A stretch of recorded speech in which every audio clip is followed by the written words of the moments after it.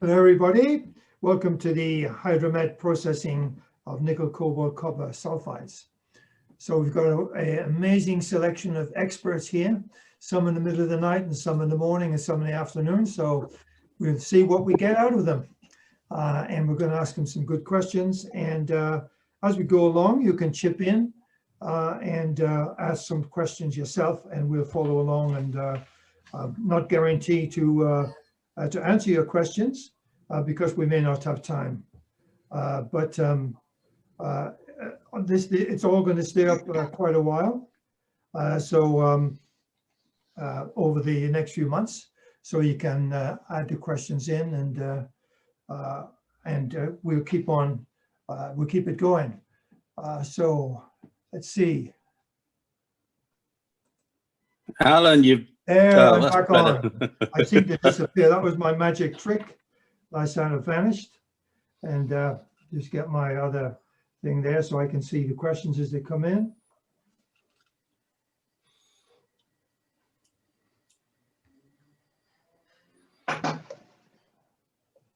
Okay, I think we're all set. No, so the first question is, does the market for battery precursors provide a new opportunity for Hydromet processing?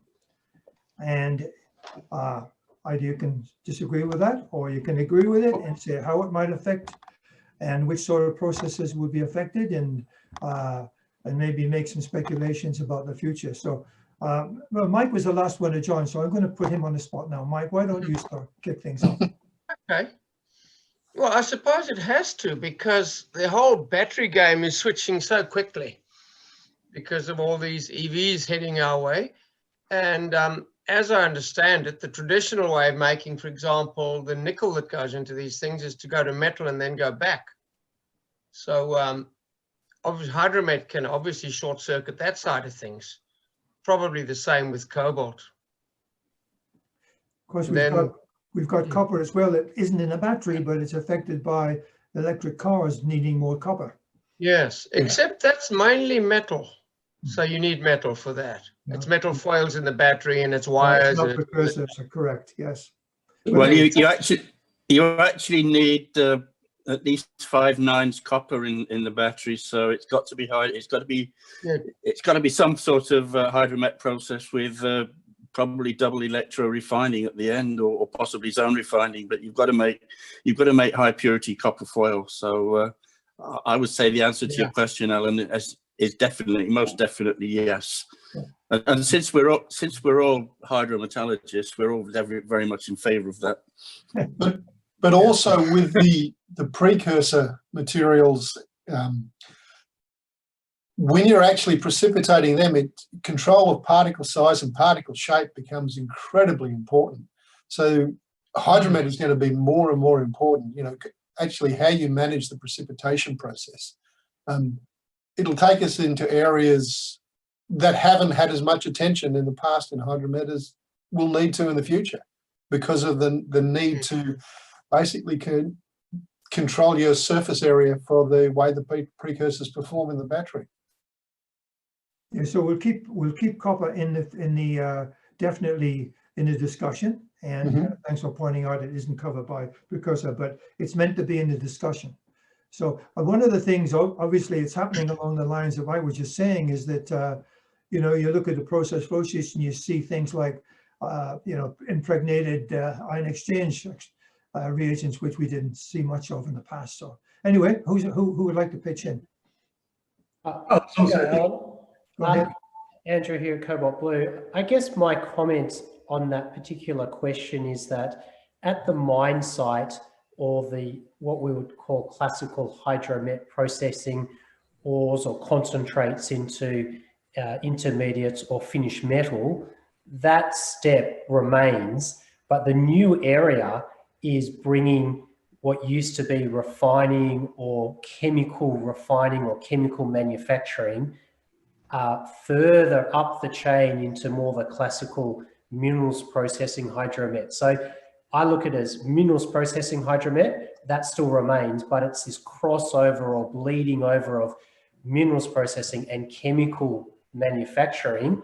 and it's that interface between the two. And there's amazing opportunities for cost reduction, but they're actually different disciplines, different experience, different pressures, there's different scale. So precursors are normally done at a much smaller scale vis-a-vis 1 million ton minerals processing plant. And so there's a different level of expertise, there's a different level of cleanliness required. So it's a very interesting and emerging area, but it's that crossover between classical minerals processing and chemical manufacturing and how we address that gap. Building on what you're saying there, Andrew, is the opportunity to place a facility, refinery hub. Obviously, then if you're refining, you can save a fair bit of money on the energy, on the processing or crystallization, feeding solutions across the fence into a hub area. And maybe that will, maybe that won't happen, but there are energy that could come before. Yeah, we might. So we might be wise to pay attention to the battery makers as well. Start tapping into those guys and seeing what they really want and how they work. That's a good point, Mike. It's a very good point, because I had a long discussion with a battery manufacturer about 18 months ago, and I said, well, you know, you want metal oxides, so why don't we give you mixed metal oxides? And he said, oh no, I need a salt, because what I'm going to do is I'm going to redissolve the salt, and then I'm going to ion exchange it, and then I'm going to add caustic to it so I can make a very high purity hydroxide, and then I'm going to do that for each of the metals I want, and then I'm going to put them all together, and then I'm going to calcine them very specifically. So as far as I know, and unless things have changed, then battery manufacturers want salts, so that's where they start with. It seems a little bit counterintuitive and counterproductive to me, but that's the way it works, it seems. I think, Bryn, that comes out of a perspective that they want to be able to control and have clear line of sight as to what ultimately goes into their battery process. So they're happy to buy further up the chain and do some of their own refining and control that, as opposed to being subject to the market forces or some third party mucking it up and having too much iron or something, and there goes their whole battery facility. Did you listen to that Tesla battery day a while ago? Because there they were talking about the processes in quite derogatory terms of the way these things are made, saying you're digging a ditch, you're filling it in, then you dig it again, then you fill it in again, and then you go away and do something else. So what those guys are looking for is short-circuiting stuff, not doing so many different things till you get your battery. Well, yeah, I think but when you sorry, go on. When you're dealing with electrochemical processes, you want increasingly high levels of purity. So that's really what they want to do. They want to, you know, it's so very well for Tesla being or Elon Musk being derogatory, but it's getting that super level of purity that is needed. So and all the metals, nickel, copper, cobalt, manganese, gold, silver, they're all moving to increasingly high levels of purity. I mean, when I started out in this business, 4 nines was thought of as being something rather special. But now, you know, certainly in the gold industry, that 4 nines is just a commodity. The electronics people want 5, 6, 7 nines. And I think that's moving right across the board, that everybody wants a much higher level of purity, because it means that the electrons can move faster. There's no gates for them to get stopped by, and it means that you've got essentially the heat generation is going to be less. So and that's a big, a very big, has a very big impact on the way these things work. When you 6 or 7 nines, whatever it was, at a 4 nines price, no doubt. Sorry, I didn't hear that. I said that, but they still wanted it at 4 nines price. Oh yeah. Yeah. So, Bryn, when you spoke to the battery manufacturers and they said they want salts, did they say which salts are preferable? They prefer sulfates, but they were, of course, I being me, I asked them if they would like chlorides as well, and they said, well, we'll take chlorides. But I mean, there are hydroxides, there are sulfides as well. Yeah, no, it has to be sulfate or chloride. They're basically I said, two well, processes. Yeah. How about having the oxide? And they said, no, we don't want the oxide. We want the salt, Well, because they want to their first stage is redissolving the salt and putting it through an ion exchange column, because no matter how pure we think we can make it, it's not pure enough for them. So they're going to do some sort of purification. But for them, it's more than just purity. It's also the morphology of the crystals that are generated. No, not at the first stage, Richard, because if you're redissolving it, when you're creating that material that goes into the battery, it's very important about the way it actually works. Oh yeah, absolutely, I agree with that. But what we as an industry are giving to the battery manufacturers, the particle size is really irrelevant, because they're going to redissolve it. Yeah, but that's only because of the material they have at the moment. That's not to say that in the future we won't be supplying them stuff that is further down the value chain. You know, we'll cut bits out, as Andrew was saying. There's plenty of opportunities here to shorten the value chain. Okay, could we just back off the pointy end of it, where we're sort of chasing the number of nines we're going to have? What about the effect on the basic processes? I think we can see what's been happening in recent years.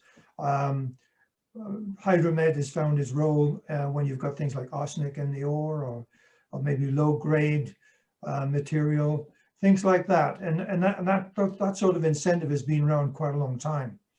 But does this give some new incentive, and does it tend to favor, what sort of processes is it going to favor? What sort of processes do you think are going to come to the fore?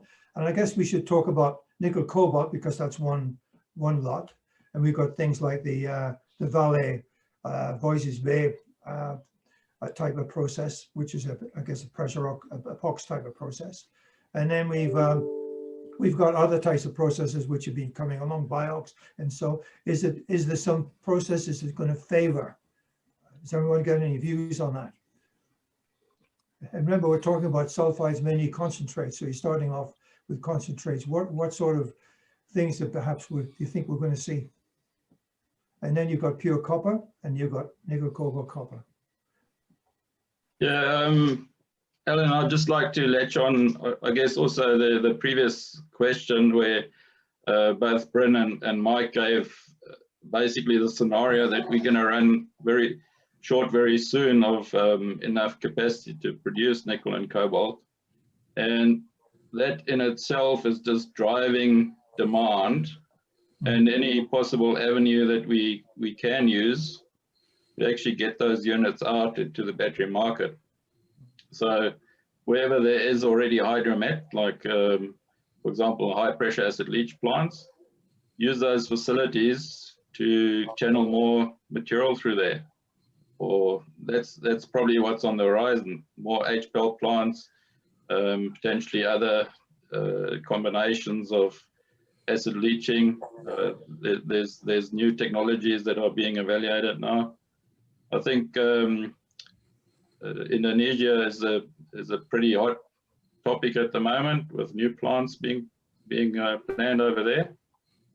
So that's where I think the Hydromet has got a significant role. It's not the only game, but it's one of the major games at the moment. So, and also the fact that we can produce these sulfates out of it with a few tweaks.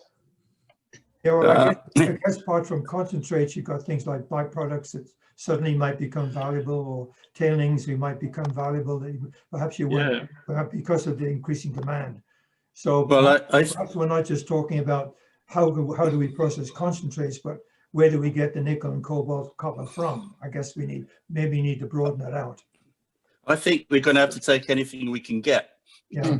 because there's going to be a significant shortfall. I mean, and that's why I think reprocessing of tailings is going to happen. I mean, the people who own the tailings at the moment are very reluctant to get rid of them because they're grandfathered, and in most cases they're grandfathered, and they don't want to even put a spade in them, because as soon as they do that, they become a toxic liability. But I think we're going to have to retreat tailings. I mean, and even slags maybe. So because the metals are not, well, they're almost there, but I think building the tailings have already been mined. They're in dumps. The so-called mining cost for tailings is not going to be as great as it is for a new mine. So I would think, and besides, I referenced the Sudbury tailings. I mean, which has got 0.8 to 1% nickel in them, and some significant copper and significant cobalt. Yeah, they're more rich than the new mines that we're trying to bring into operation. I can tell you, had a paper on slag, and we had a paper on tailings, and in each case, they were quite good grades. I can tell you that in South Africa, our primary nickel mine at Nkomati is, I think it's probably closed by now, but we're already getting inquiries at Mintec regarding the reprocessing of the tailings there. Not as rich as you've just mentioned, Bryn, much lower grades. So it's going to be a challenge, but I think you're right. I think people are already starting to look at tailings. And we'll be expected to recycle various cells at end of use as we move along, even though that may not sound that at the moment. It'll become a social issue. Yeah, I mean, if we, and by we I mean humanity, is serious about this climate stuff and not putting out CO2 and all that lot, we're going to have to think differently. You're not going to start worrying whether you're in the lowest quartile of the cost curve anymore, because it's going to be nickel and cobalt and lithium are going to be like gold. If you can make it, you're going to sell it. I mean, because the demand will be there. So, and that I think is going to draw out innovation. It's going to draw out projects which might not have been considered a couple of decades ago, etc. Because there's only one way to do this stuff, and that is get the metals if we want the batteries. And it's largely transportation, so therefore you're stuck with batteries. Unless the hydrogen economy takes over. Yeah. And if supply can't meet demand, well, then logically prices will rise.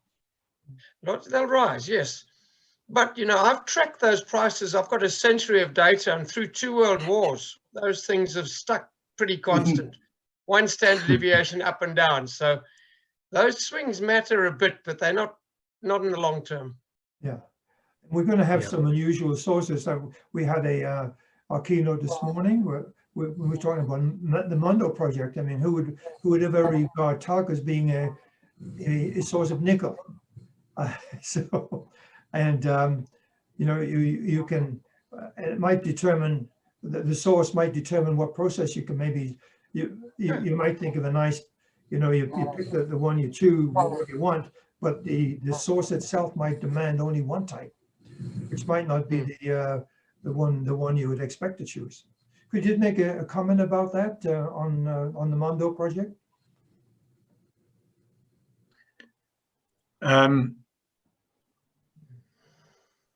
Yeah, well, I mean, the Mondo project was a very, very small project. Yeah. I mean, it was producing 1,000 tons per annum, I think, of nickel was its target. It sold its product to a refiner that was making batteries. So it was producing a mixed hydroxide precipitate, and they were quite happy to accept that and start with that, which was actually why I asked my question of Bryn. which of the salts would the battery manufacturers be preferably receiving from Hydromet processes as an intermediate. If one looks at the other Finnish project that I mentioned in my address, which is the Talvivaara project, they've been producing sulphides of nickel and of cobalt and of a few other metals, but they're going downstream on site because they've got the tons to be able to do it. You know, they're looking at about probably 30,000 tons per annum of nickel, and that gives them the size to enable them to go downstream themselves. And there is a drive in Finland as well to produce battery chemicals. So I think there's a coming together of minds there. Why was Biox selected for that project? I can tell you why Biox was selected for both of those projects. In the case of Mondo, it was quite simple. It was the need for a hydrometallurgical process because they were producing that concentrate as a byproduct and selling it off to smelters, but the small arsenic content was making that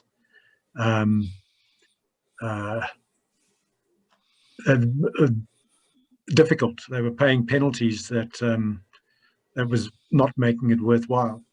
So they were then starting to stockpile, and they were looking for that was creating a different kind of liability.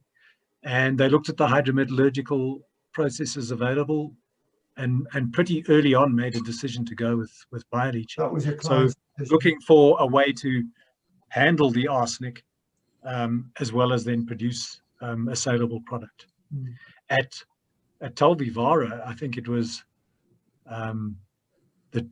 the decision for bioleaching was because of the complexity of the ore. It was not possible to produce suitable products for sale at further up the chain. Flotation just simply wasn't up to the task, and so also very low grade. It was low grade and complex. Very low grade. They have a lot of pyrite in it, so actually to develop heat even during the winter, enough heat that you're not freezing over the thing, and so it's a very different ore body there.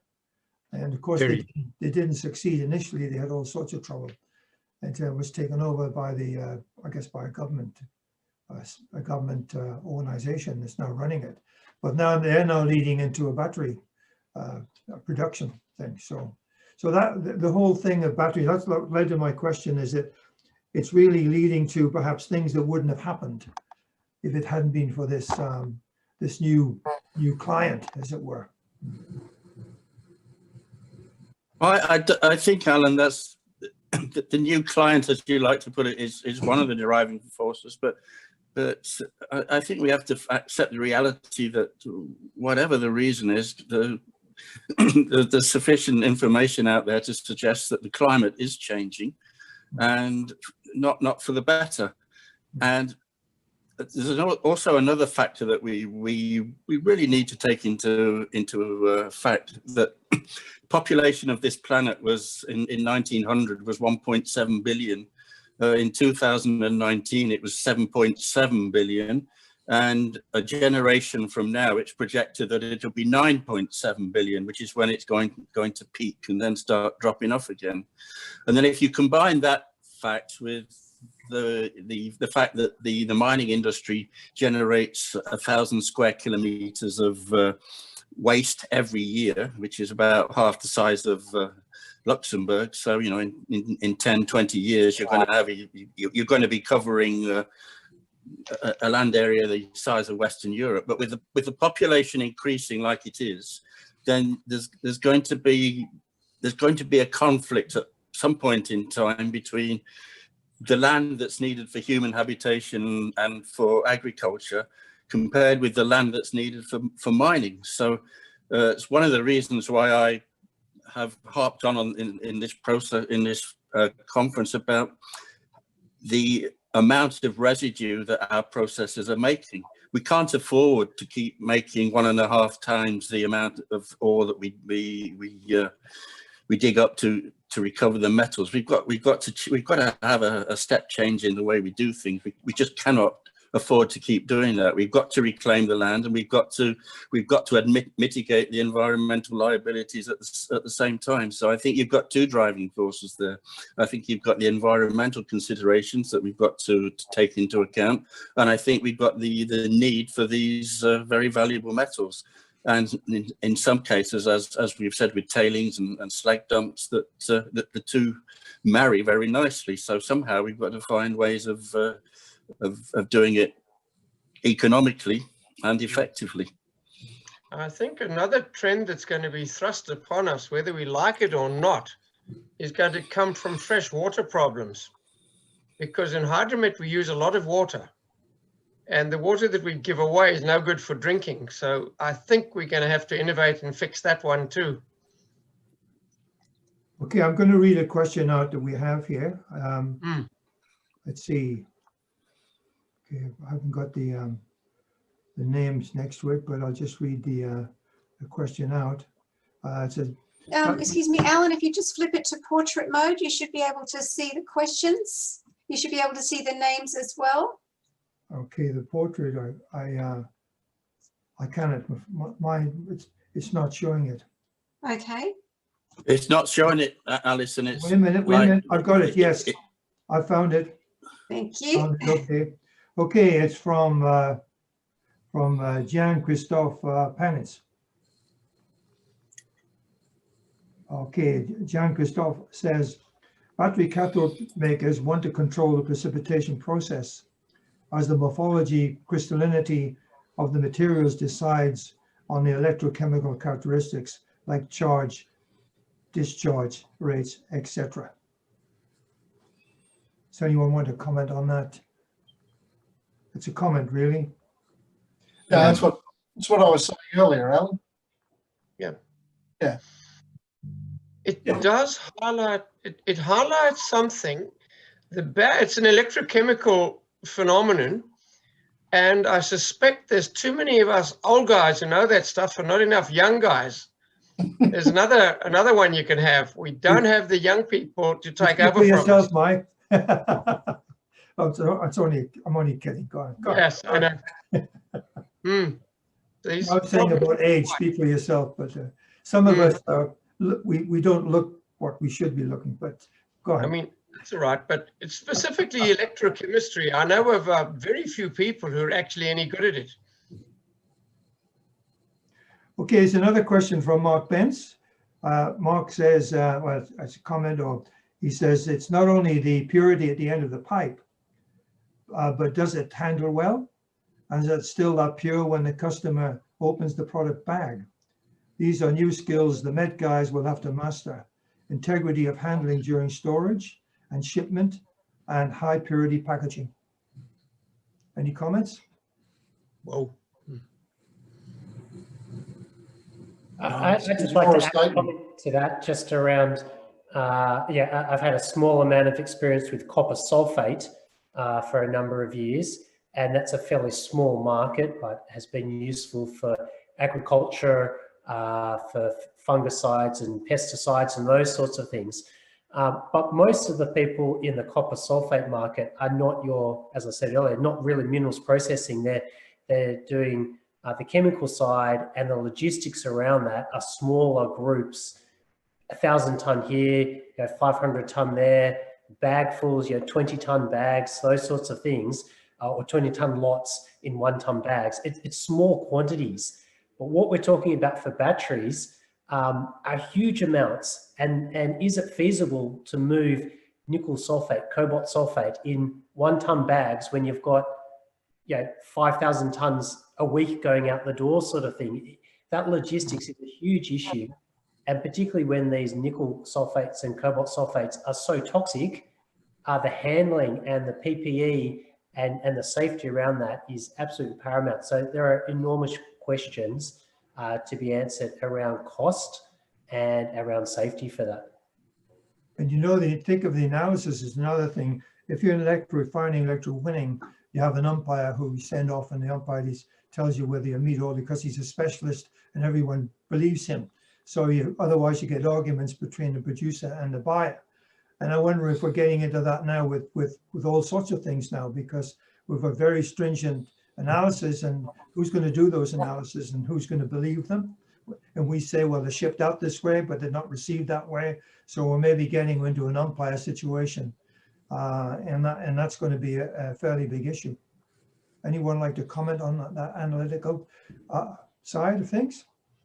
Well, Alan, I mean, battery industry's been around many years, and I know there are different forms, and people have been supplying very low levels of materials into, very low contaminant levels into those industries for many decades, and come across those same issues. It's just a matter of transferring those sort of learnings from the alkaline battery, the NiCad battery type industries into this new age of the lithium-ion battery era, and many of the same players have jumped ship and are in that business. So, the umpires and the customer always being right are some of those issues that the supplier always has to live with.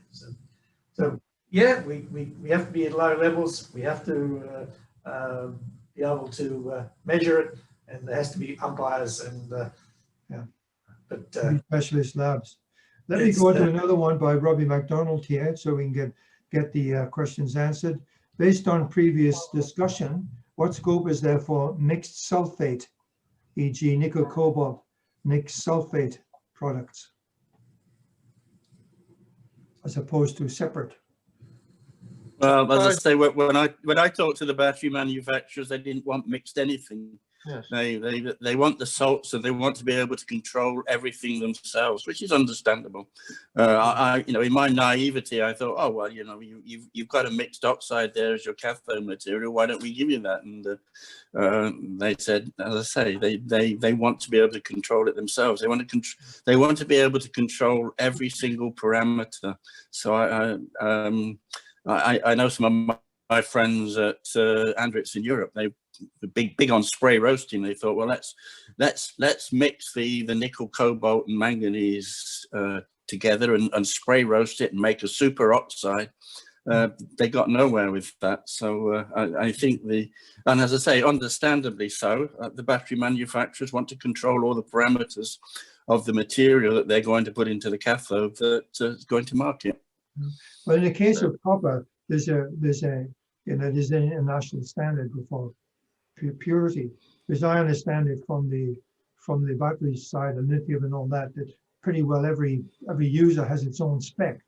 Mm-hmm. And I think that makes it that complicates things. I wonder if we're going to move towards having some standard international specs for these things to make it easier for everybody. Yeah. Well, some of the people who are getting into recycling, they want them to work with the OEMs, and we hear a lot about the circular economy, and I think that might be something where you could a producer or a recycler or even a primary producer could work with Tesla or VW or Mercedes, somebody who's got a gigafactory to make these batteries, and somewhere along the line there'll be a crossover. So I think that's the only way it's going to happen. But an individual producer like BHP or Ravensthorpe or whoever, they're just going to have to make a precursor product. It's like the pigment industry. You make the producers make raw TiO2 pigment, then the actual pigment manufacturers take that and make their own formulations. The battery people are just the same. So somewhere there's going to be some marriages, but I still think we as the metallurgical industry are going to be making we're going to call it a super pure product. To them, it's going to be raw material. Yeah. But there's going to be opportunities in the marketing of this for producers who have got some product that's particularly low in some particular impurities to find specific markets that will suit them and negotiate prices. I mean, it already happens, for example, in the alumina industry, in the chemical industry. There's a lot we can learn from these adjacent industries where similar things are already done. Yeah. I wonder if we're going to see vertical installations such as Tesla owning nickel mines, for example. Yes. Yeah. Or car companies owning nickel mines and copper mines. And I wonder if there's going to be some rearrangement in the mining industries. People scramble for sources. There's things like that written. I've seen quite a lot because the car manufacturers want to secure their source of supply. Yep. The only way they can really do that is to own the mine. Yeah. And I think on the question of, transporting and big bulks of stuff moving, maybe one of the answers might be move the stuff before it matters and then make your intermediate and purify it and use it right next door. Don't go trucking it off to somewhere else again where it can get dirty and dusty. Yeah. And I wonder if people like Tesla and other people, car companies, things like that, are going to be a new source of investment for them. For the mining industry. Yeah. We're always looking for new investors. I wonder if we're going to see a new generation and who are. I think they are, and I think the investors in companies like that will take more risks. I mean, the mining industry is so mature that mature industries take less risks. Yeah. Whereas newer industries take more risks, and the investors are willing to take more risks. Yeah. So in terms of opportunities for innovation, I see that as a potential future opportunity for innovation, for mines to become part of the value chain that is owned by car manufacturers, battery manufacturers, someone that has a much longer value chain than just the mining company. Yeah. And then they can afford, because their margins are further down the value chain, they can afford to put in more money in investment in improving processes.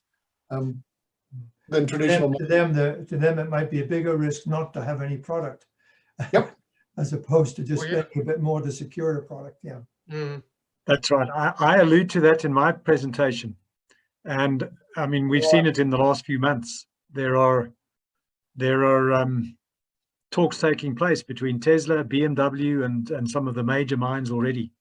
And what I suggested is it's going to go all the way up. I mean, if they need more metal, it's going to have to lead to more exploration, which is going to require investment. And I believe that that's going to come from the motor manufacturers. Which might give some more money to... I mean, it's back to the future. I mean, Ford used to take in iron ore and produce cars. Yeah. Yeah, indeed. Yeah. Okay, we've got another question here. It's from Oscar Vasquez. There have been a lot of newer process routes for laterites. Now we jumped from laterites. We've been talking sulfides, but there's no harm in talking laterites and bringing that into the picture as well, because it's all in the same field of same the issue. Demand is going to be there.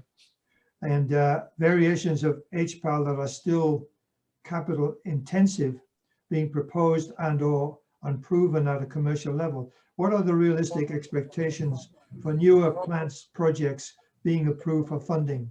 That is laterites, for example, where people have been holding off laterites because of their poor performance, but they're now a key source of nickel.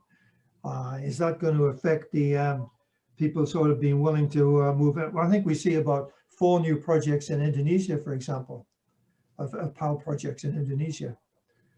People just wanting to secure nickel, and they're going to be willing to jump in and even sponsor PAL projects. We'll have to do it. We'll have to do it in chloride, Alan. That's the only way. But you've got to get going. You've got to get them moving. Where's the project? You've got to get a new one out there, and then we feature. You know the problem. Warts and all, HPAL has been done, and people know how to do it. So more people are going to do it. Whether it's they should or shouldn't is not as high on the question list as perhaps it should be. Yeah. I mean, if you look at the industry, a whole chunk of it is running on technology that came out of the 1970s and the 1980s. Yeah. It was made for the good ore bodies, and those ore bodies are going. It was also developed when corporate R&D and big R&D was taken for granted. This no longer exists. And Bryn is a prime example. You've got great technology, but to demonstrate it, you've got to run off to the damn stock market. And it's horribly difficult. We need a mind shift. We need a whole seismic change on that side as well. And one of the big things that's happened like about this is it's the technology development companies have sprung up, and it's very difficult for one of those sorts of companies to get off the ground. And I've watched over the years, and I've seen some good technologies, I think good, they're just fallen by the wayside because prices were low, they had no takers, and the big companies weren't interested. And in the old days, as you mentioned, those technology companies were inside the mining companies. Well, yes. Well, we had CanMet, we had Warren Spring, even CSIROs going down the tunes as well. USBM did some outstanding work over the years, but but they don't exist anymore. They don't exist anymore. I mean, we've still got Mintech, but I don't know how much they have to run on cost recovery, John. I mean, I mean, you used to be government funded, but I don't think that's the case anymore. Not at all. Our government subsidy is diminishing in real terms every single year, and with the COVID pandemic this year, our budgets are being reduced every couple of months. We're losing some of what has already been promised to us even in the current financial year. So we're needing to find, if we want to carry on doing research, we need to look for new sources of research funding. Let alone trying to sustain our commercial business. So it's becoming more and more of a challenge. I think there is a window of opportunity emerging at the moment, and I'll broadly call it across the globe, but some jurisdictions more so than others, where because of the push to batteries, clean energy, climate change, whatever the various hot button sort of topic is described, there is a lot of funding being pushed by governments or para-government organisations. Europe is a great example. Australian government is very keen as well to really fund R&D, development, demonstration, piloting, all those sorts of things. But the problem that those organisations or governments are starting from is that they haven't funded things for a couple of decades. And now they're getting back into it because of the social pressures around trying to get more batteries, more battery chemicals, more battery materials. And so they're being pushed by society to do that. It's incumbent on our side to be able to go to those organisations, say, here are the good ideas, you work through these ones, and while it runs against the grain, you have to pick winners and back them rather than just sprinkling a little bit of money to every person and researcher that comes along. So I think there are avenues, but certainly the private markets are difficult, but the government is in various jurisdictions is jumping in, trying to help it along. Let's see what happens. But if metal prices take off, the private guys will come to it. But one of the elements that we didn't talk about before is the geopolitics of battery materials and battery production.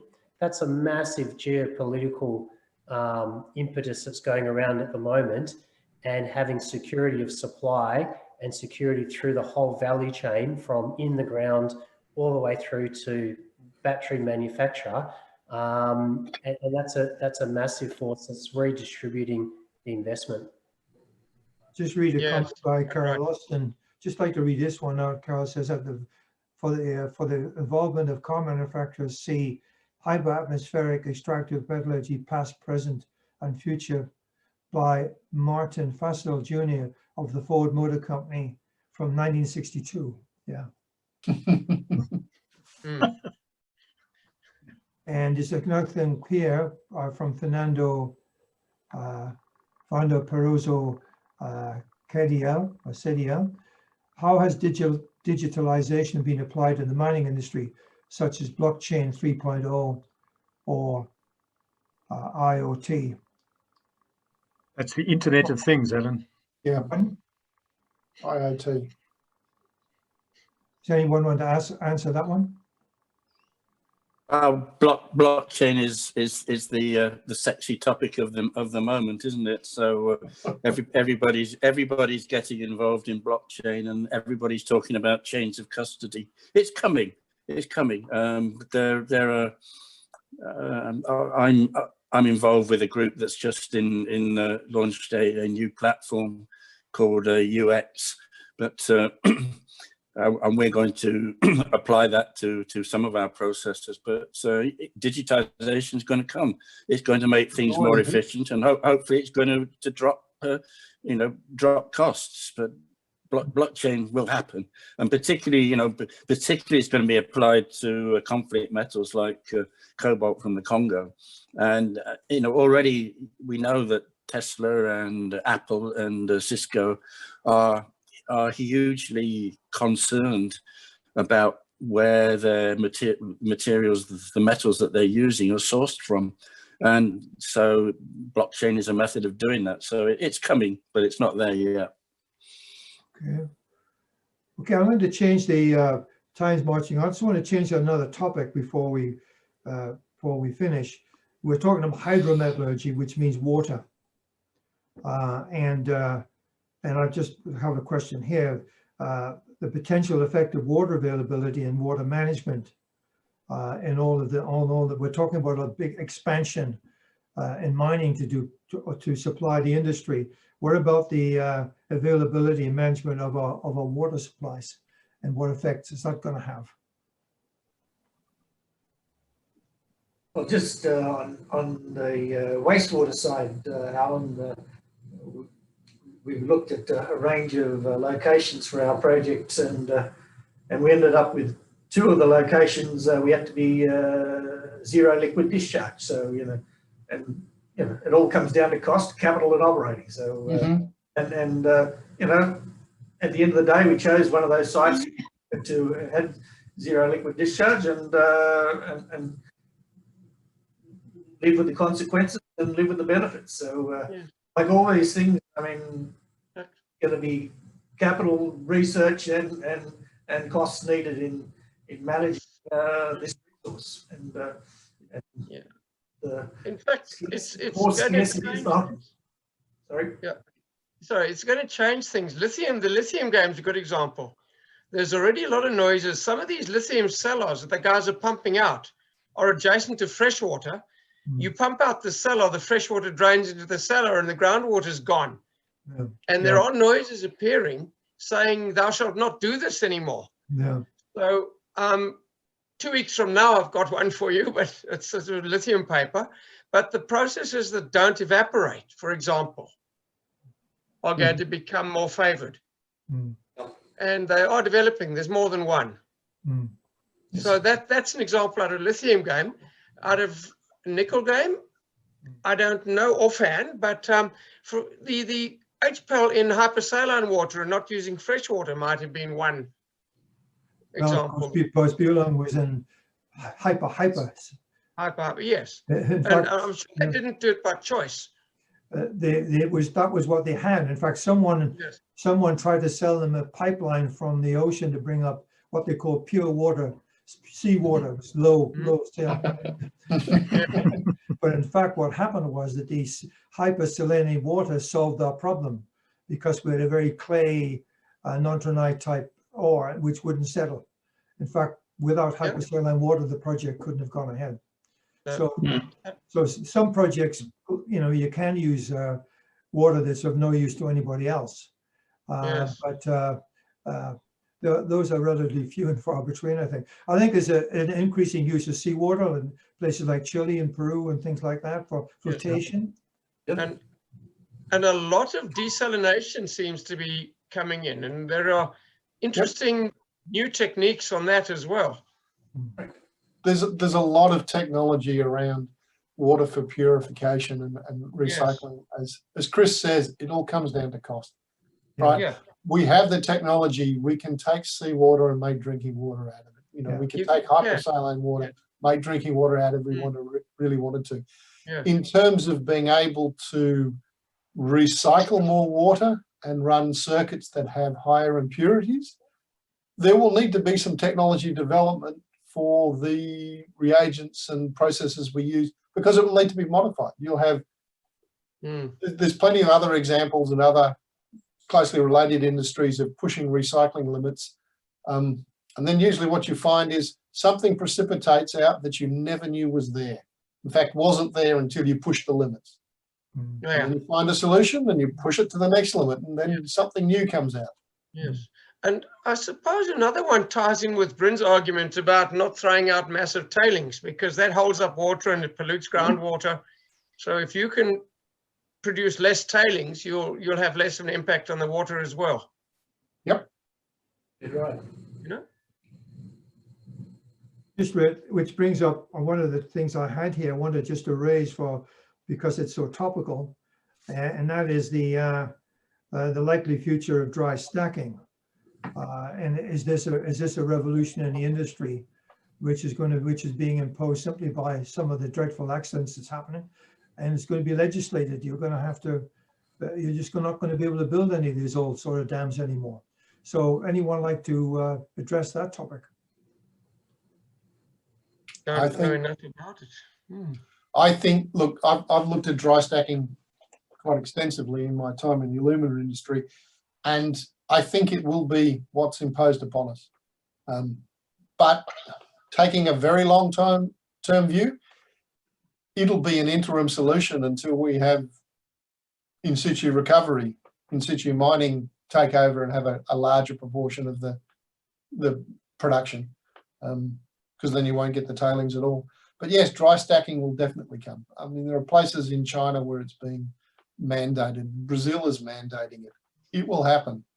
And of course, the two topics are related, the water and the tailings. That's right. In South Africa, things have changed, regulations have changed, and our relevant government department, the Department of Water and Sanitation, has taken a completely new look at how they classify tailings. And the essential consequence of that is that every tailings dam that is being built in South Africa at the moment has to be lined. And that is, depending on the hazard classification of the waste, is pushing the cost of a tailings facility up by anything from 100% to 5 times. So it's having a huge impact on costs. If you can dry stack, you know, then the possibility is that they would take another look at it, because you're not getting the potential for release into groundwaters.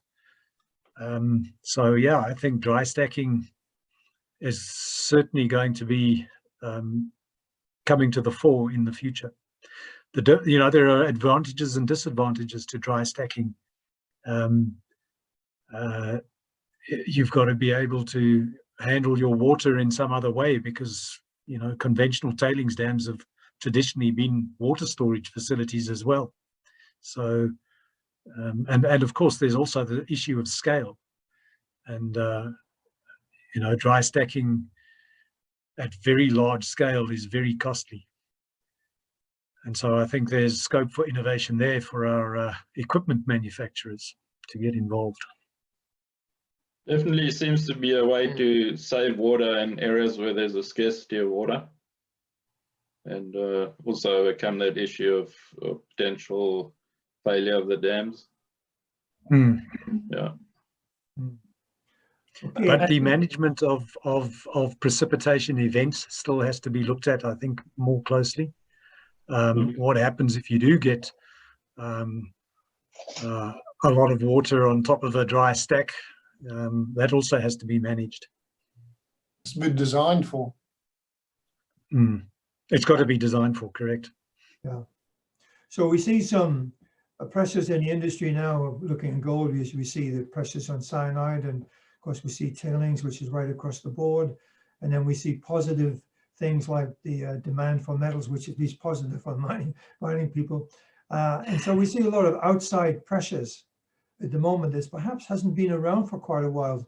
in the past, you tended to go for these long periods of time, low metal prices, not much is happening, people dismissing their R&D departments and geologists leaving the industry, and then it would slowly come back up. And I think we seem to be in quite a volatile time at the moment with a lot of different pressures coming from the outside. Anyone like just to comment? We've got a couple of minutes left just to make comments about any of this stuff we've been discussing. Predictions, comments, just a quickie. Well, I'll give you my 10 cents, Alan. I think we have to max it. We spend a lot of money digging the stuff up out of the ground, and at the moment we're recovering about 1% at most out of that, and then we're liming the hell out of it and throwing it back in the ground. So I think we've got to change our mindset and recover as much as we can.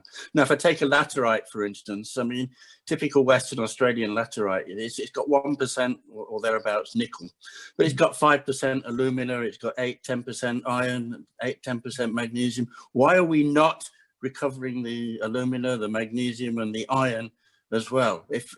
I mean, the amount of iron that the base metals industry mines is about 10% of the total iron ore consumption in the world. So we're not going to make much impact on the iron ore industry. But if you were to mine a 50,000 ton laterite plant, say in Western Australia, you could have equivalent of a 250,000 ton aluminium plant.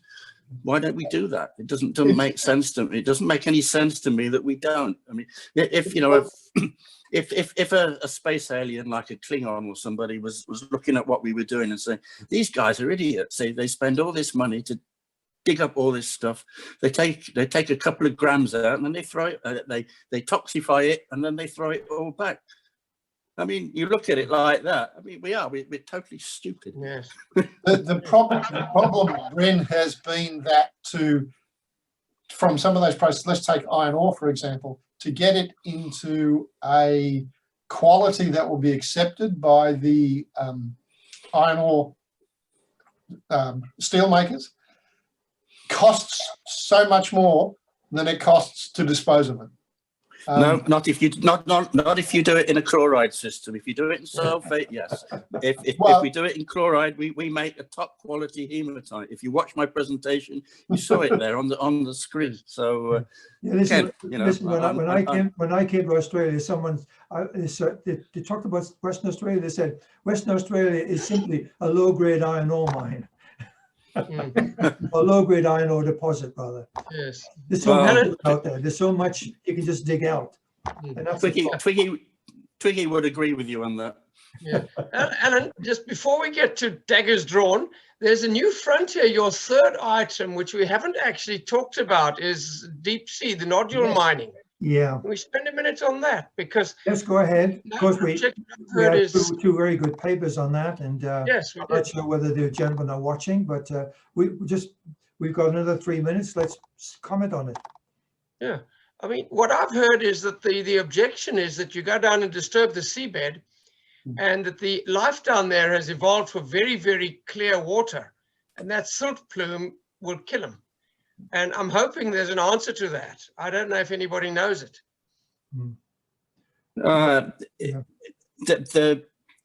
You should be mining the nodules that occur around what are called the vents, where you get eruptions that actually do disturb the seabed every so often. So I mentioned it in my keynote paper last year.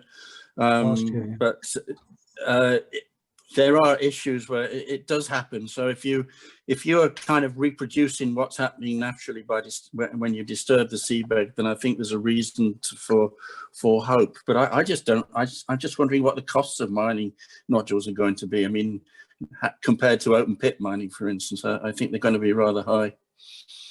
I think there's a political thing too. Those that are subject to international body, and how do they divvy it all up? And compared to those that are actually near the shore and actually under the control of the nations, like the islands and things like that. But politically, there's going to be differences as to who's going to be able to get the license to do it. I think that's a big issue. Yes. Well, of course, one of the biggest challenges we face in the whole game is called shareholder value. Mm. It's led to complete short-term thinking. Mhm. No more than the next quarterly report, please. And that limits us a little, doesn't it? I'm going to make one other just before comment for it. Someone mentioned in situ recovery. I think that's going to increase. In fact, it is increasing. And if you're interested, not in come next week or in situ conference, but they're now trying to spread it from to copper to nickel, even to laterites. And there's all sorts of work going on how you increase the permeability and so on, because that solves a lot of problems in terms of how much stuff you left on the surface. Anyway, I'm going to end there. Thanks very much indeed for those who are watching and who are leaving the conference. We hope to see you next year, and hopefully we'll have a face-to-face conference. And if you'd like to put in a submission for a paper, we're open for business.